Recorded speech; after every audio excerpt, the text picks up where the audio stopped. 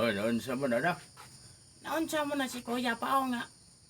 Ning gasuot ningon na magbayot man taon pa. Ala, tinuod no. Noon sa man day na. Sige ra bang lantaw-lantaw na iyang kamera. Napating naman siguro ni imong magulang itaon anak. Naunsa napay lubot pa napuno ng lubot murag napuno nagtae pa. Murag napuno nagtae pa. Pastilan ning anak ani kapakaulaw lang gigayo ni katilingban. Kapakaulaw lang gigayo ni social media. Nga ngayon sige mag-ada nga pastilan itaw ning anak ani may ging bitayon ani punuan sa mga gani ba? Baro batagam nga kapakaulaw dadag bayo.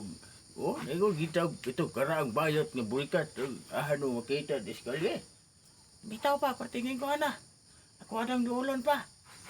Oy kuya. Ay dong, hon. Unsa man ka sige pagkabanhad yang.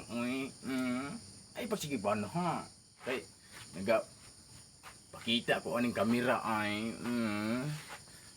Iplastar ko ni balhin ay kay murag lain man og panan-aw. Na may adlaw. Ay pagsige banha diha kay magpakita taning social media.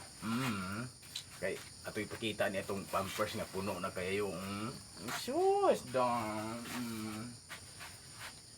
Si Papa bi kuya pati sa kuha kay nganong sige kag papadlong diha.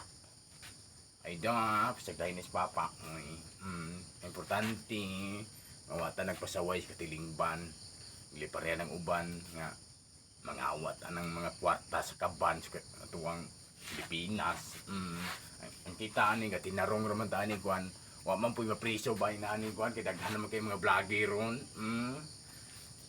Oy anak, ug kuhan hulungan anak kay matang murag pakaulaw naman kayo trabaho ah. Ay da pa di na ko unungon pa kay malingaw gi ko sige kuhan aning kuhan pa. O sige ra ko post ani. Ay da. Sus, nay lubot. Ay tsada kayo. Tsada kayo pa. Siksi magkay ko ng taon ani pa. Pinakita kay pusod pa. Laom-laom pagamay. Ay da. Ang lapad ginupungan siguro ni si Kuya pa. Kay pati naman gining rampa-rampa ni social media.